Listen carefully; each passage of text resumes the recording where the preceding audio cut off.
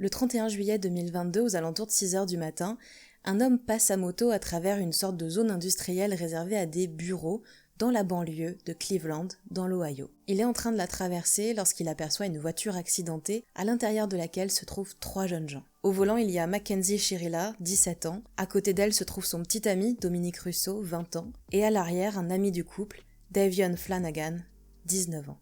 Lorsque les secours arrivent, ils ne peuvent que constater malheureusement les décès de Dominique et de Davion. Mais Mackenzie, elle est inconsciente, mais vivante. Elle va être transportée à l'hôpital, où elle va subir plusieurs opérations et se remettre de ce terrible accident. Qu'est-ce qui s'est passé dans cette histoire? Comment est-ce que cette voiture, elle s'est retrouvée dans ce mur? Et puis qu'est-ce qu'ils foutaient là, ces jeunes? C'est une zone de bureau, il y a personne, on est en plein week-end, c'est pas à côté de chez eux, ils avaient aucune raison d'y être. Toutes ces questions que va se poser la police, Mackenzie est incapable d'y répondre parce qu'elle explique qu'elle ne se souvient de rien. Elle sait pas pourquoi ils étaient là, elle sait pas ce qui s'est passé. Mais les autorités tiennent à faire une enquête, ils veulent avoir des réponses, notamment pour les parents de Dominique et Davion qui veulent comprendre pourquoi est-ce que leurs fils sont décédés. Ils vont donc enquêter pendant plus de 3 mois, en interrogeant l'entourage de Mackenzie, de Dominique et de Davion, et puis ils vont regarder les caméras de surveillance. Et tout ça, ça dessine une histoire qui pour eux est très claire. Ce qui s'est passé ici, c'était pas un accident. Mackenzie a volontairement décidé de provoquer ce crash dans le but de tuer son petit ami, Dominique, et en espérant mourir avec lui. Quant à Davion, il était juste là au mauvais endroit, au mauvais moment. Le 4 novembre 2022, Mackenzie Shirilla est donc arrêtée pour les meurtres de Dominique et de Davion. Mackenzie nie la version de la police, c'est vrai qu'elle se souvient pas de ce qui s'est passé, mais il y a un truc dont elle est sûre, c'est qu'elle aurait jamais fait ça. D'ailleurs, pourquoi est-ce qu'elle aurait voulu tuer son petit ami qui était l'homme de sa vie? Et puis elle a pas envie de mourir. Et Davion, c'était un de ses potes, il lui avait rien fait, tout ça n'a aucun sens. Le procès de Mackenzie Shirilla débute le 7 août 2023 et c'est un procès un peu particulier pour 2 raisons. La première, c'est que c'est ce qu'on appelle a bench trial, c'est-à-dire que c'est un procès sans jury. C'est le juge, ou la juge en l'occurrence ici, qui va entendre les 2 parties et décider à la fois du verdict et de la condamnation toute seule. L'autre chose, c'est que ce procès, a priori, n'a pas été filmé dans son intégralité, ou s'il l'a été, les vidéos n'ont pas été diffusées. Donc, même si on a accès à des bouts, j'ai pas pu voir l'ensemble du procès, donc ça risque d'être une vidéo un petit peu plus courte que d'habitude, peut-être un petit peu moins précise, même si, bien sûr, je vais faire le maximum pour vous décrire au mieux la théorie de l'accusation et la théorie de la défense, ainsi que les preuves qui ont été apportées. Alors, comme d'habitude, quand vous êtes prêts, entrez, prenez place sur le banc des jurés, où vous serez seul cette fois-ci, et préparez-vous à juger. Please raise your right hand. Do you solemnly swear or affirm to tell the truth, the whole truth, and nothing but the truth in this matter here today? Your Honor, I'm going to object on hearsay. That's basic law. Telling me I'm a suspect in the murder of my wife and my child? Juror badge number 18. Are these your true and correct verdicts? I don't know if you've seen anybody be killed, but it's upsetting. And would you please poll the jury? Avant de vous présenter la théorie de l'accusation, je voulais faire juste une petite parenthèse rapidos sur cette histoire de bench trial.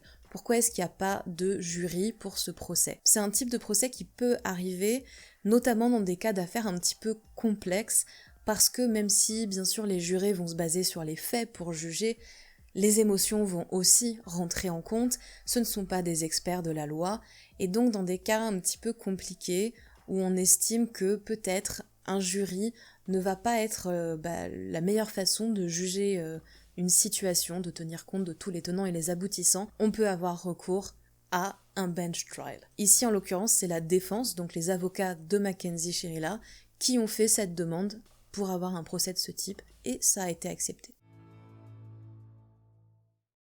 La théorie de l'accusation, c'est finalement la même que celle de la police, à savoir que Mackenzie a choisi délibérément de provoquer cet accident pour pouvoir assassiner son petit ami et mourir avec lui. Bon, mais pourquoi elle aurait fait un truc pareil, et sur quoi est-ce que s'appuie la théorie de l'accusation?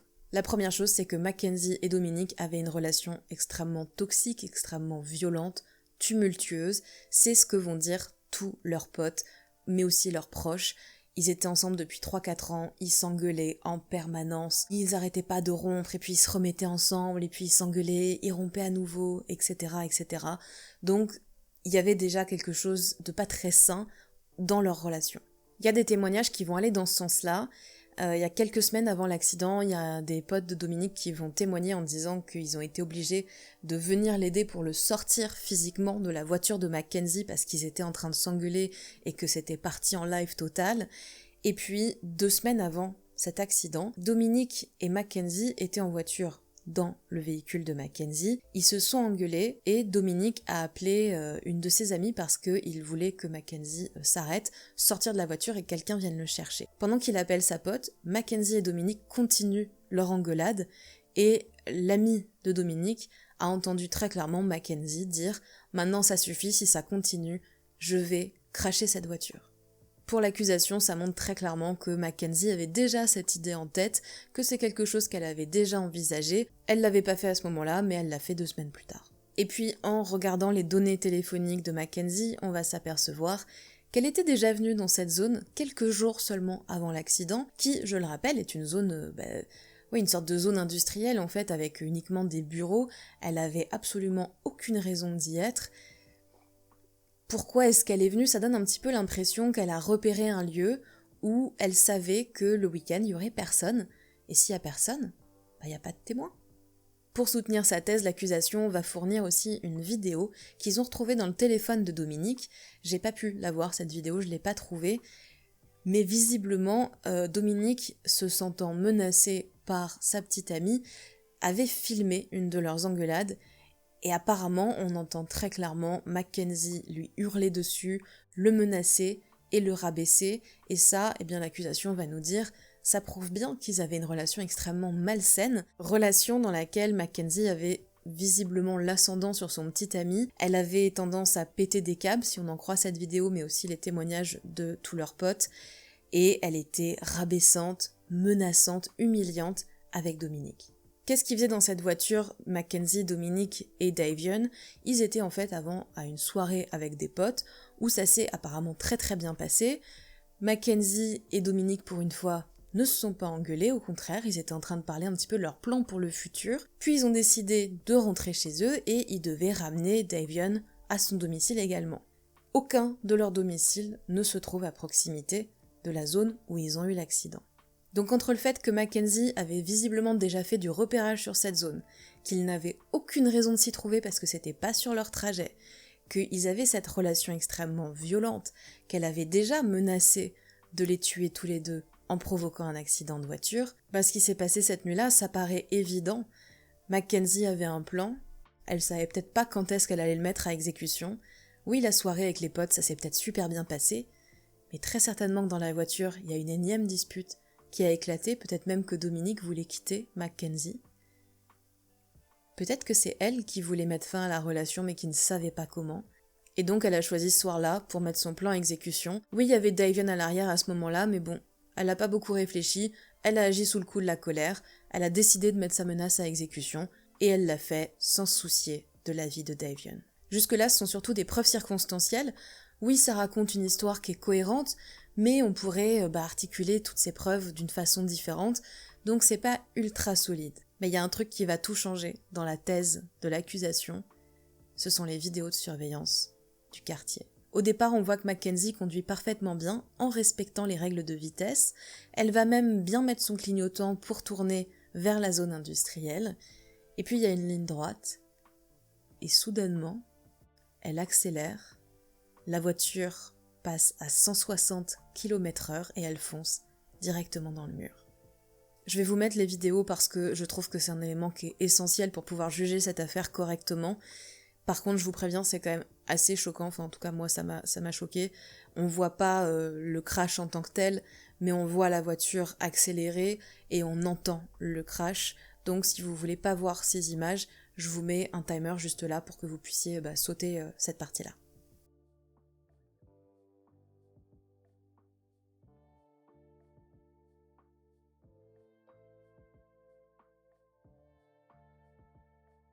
Ce sont vraiment ces images de vidéosurveillance qui ont lancé l'enquête, parce que c'est vrai que ça paraît tellement improbable, on comprend pas très bien pourquoi cette voiture qui roule totalement normalement accélère à ce point-là d'un seul coup. Ça paraît très étrange.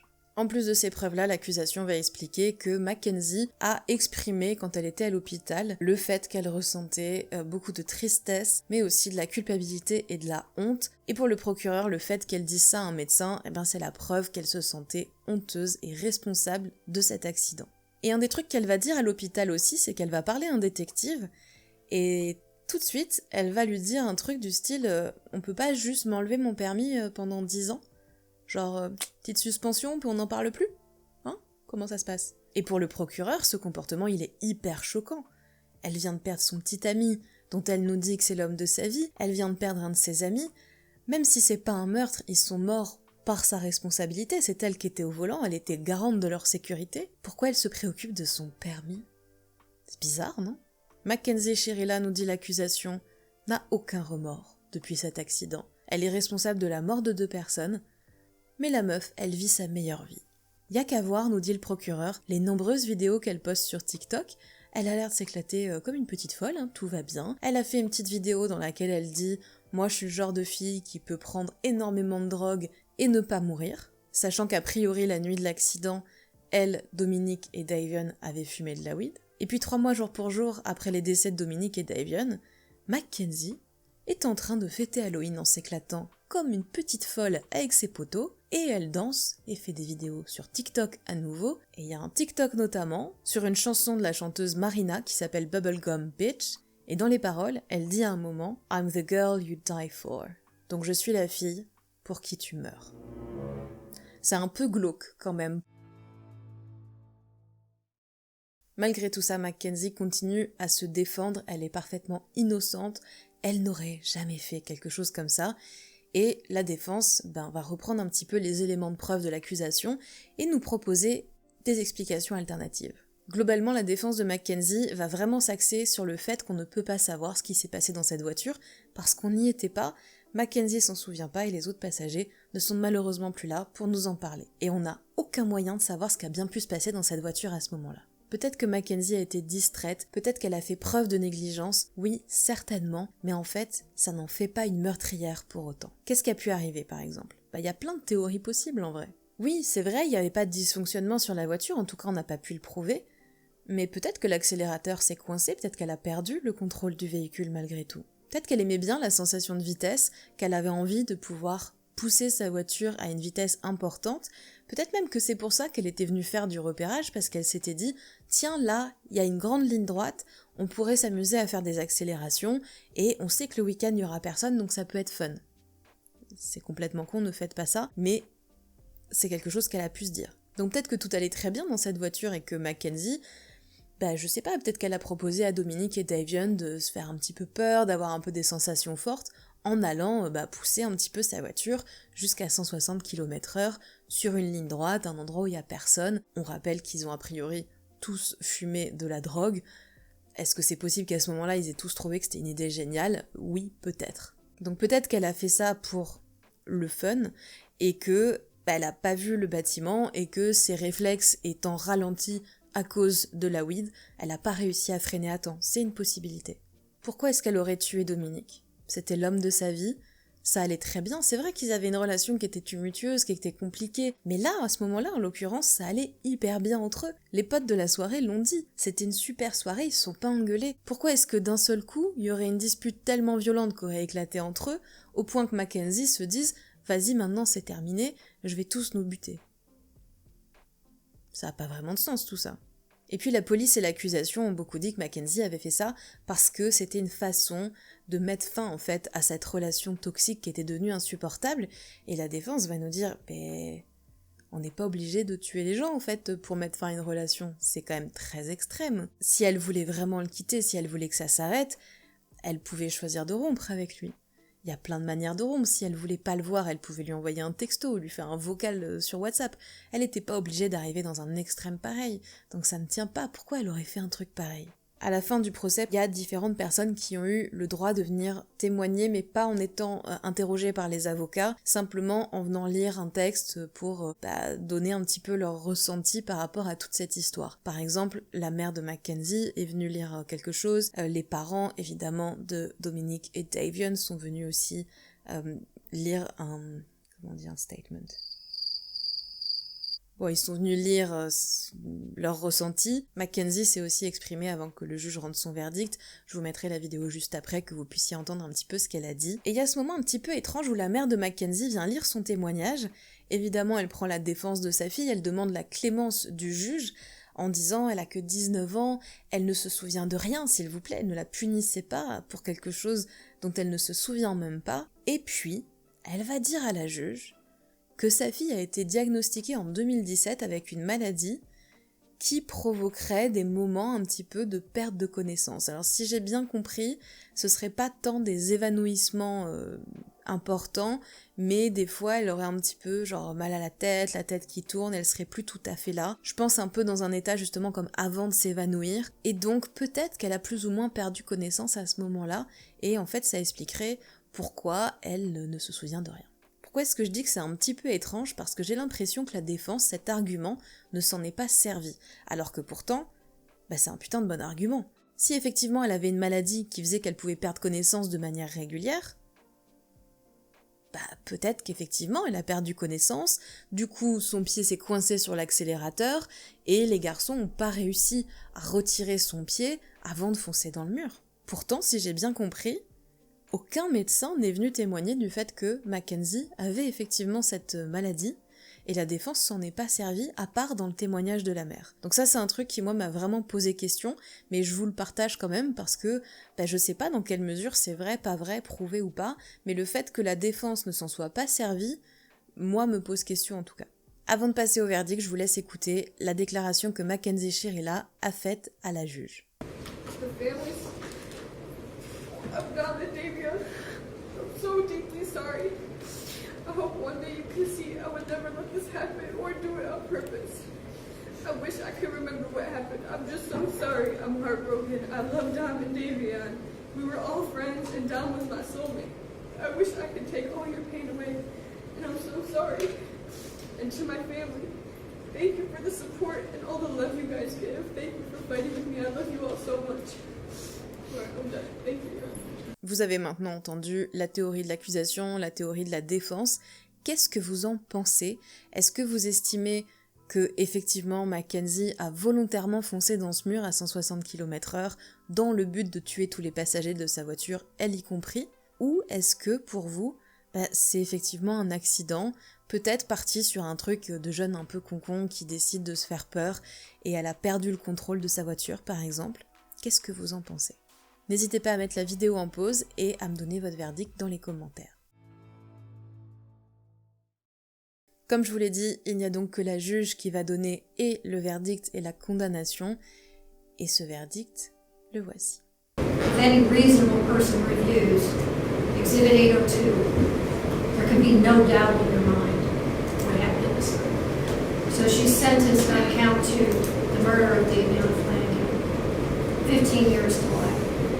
She's sentenced on count 1, the murder of Dominic Rousseau, 15 years to life, to be served concurrent to each other. Mackenzie est donc condamnée à 2 peines de prison à vie, mais elle va les effectuer en même temps et non pas de manière consécutive. Et le fait qu'elle purge ces 2 peines en même temps, ça lui donne droit à une possible liberté conditionnelle qui dans son cas est fixée à 15 ans. C'est un verdict qui a beaucoup fait parler parce qu'il y a vraiment 2 teams dans cette histoire. Il y a d'un côté des gens qui pensent que cette peine, elle est absolument pas suffisante, notamment les parents de Davion qui disent « mais finalement elle a une seule peine, donc c'est comme si elle avait tué qu'une seule personne et pas 2, alors qu'il y a bien 2 personnes qui sont décédées. » Et puis le fait qu'elle puisse demander potentiellement une liberté conditionnelle au bout de 15 ans, ça veut dire qu'elle peut potentiellement sortir quand elle aura à peu près une trentaine d'années. Et si elle sort quand elle a 30-35 ans, elle a encore toute la vie devant elle, et elle pourra vivre librement alors que Dominic et Davion, pour eux, bien leur futur leur a été arraché par Mackenzie. Et il y a beaucoup de gens qui, comme eux, pensent que cette peine n'est pas suffisante, qu'elle aurait dû en fait avoir les 2 peines de prison à vie consécutives, donc l'une après l'autre, parce que ça aurait empêché le fait qu'elle ait le droit à une liberté conditionnelle. On sait que du coup elle aurait forcément passé tout le reste de sa vie en prison, et que c'est ça qu'elle mérite, et que le juge a été beaucoup trop clément dans cette histoire. Et puis il y a une autre team qui dit que Mackenzie, au moment de l'accident, elle avait que 17 ans. C'est très jeune. Elle a été jugée à 19 ans. Est-ce que vraiment on peut, pour quelqu'un de si jeune, même en imaginant qu'elle ait agi sous le coup de la colère et qu'elle ait volontairement provoqué cet accident, oui, c'est grave, mais est-ce qu'on peut la punir toute sa vie? Est-ce qu'on peut, à cet âge-là, aussi jeune, se dire qu'elle aura jamais le droit à une seconde chance? Moi, cette question de la peine de prison, c'est vraiment ce qui m'a le plus marqué dans cette histoire, parce que je pense clairement qu'elle l'a fait volontairement, je pense qu'elle a foncé dans ce mur en sachant très bien ce qu'elle faisait. Je trouve que cette fille dégage quelque chose, j'essaierai de vous mettre un peu des vidéos, mais on voit qu'il y a un hearing où elle est présente et qu'elle se tient très droite, elle a une attitude de quelqu'un, on dirait qu'elle a pas d'émotion, je trouve qu'elle dégage quelque chose de très bizarre, et puis quand elle voit que la caméra est braquée sur elle, on voit qu'elle commence petit à petit à se replier, comme si elle avait percuté qu'elle avait pas la bonne attitude. Je me demande en fait si elle a pas un problème vraiment psy en fait, et que c'est pas en prison forcément qu'est sa place, mais peut-être auprès d'une institution. Je trouve que ce qu'elle a fait c'est horrible, et en même temps j'ai aussi ce truc là de est-ce qu'on peut punir à jamais quelqu'un d'aussi jeune? Est-ce que vraiment on peut pas lui laisser une seconde chance à un moment donné? Voilà, j'ai pas de réponse à cette question, mais ça m'intéresse vraiment d'en débattre avec vous dans les commentaires et de savoir un petit peu ce que vous en pensez. Je fais juste un petit peu de prévention, je l'avais déjà dit dans une vidéo précédente, les violences conjugales, ce qui est clairement ce que subissait Dominique, ça arrive aussi chez les adolescents. Faites attention à vous, faites attention à vos amis, si vous vous êtes reconnus dans le type de relation qu'avaient Mackenzie et Dominique, je vous encourage vivement à demander de l'aide, surtout si vous arrivez à un stade où, comme Dominique, vous êtes obligé de filmer ou d'enregistrer votre partenaire parce que ça prend des proportions complètement délirantes.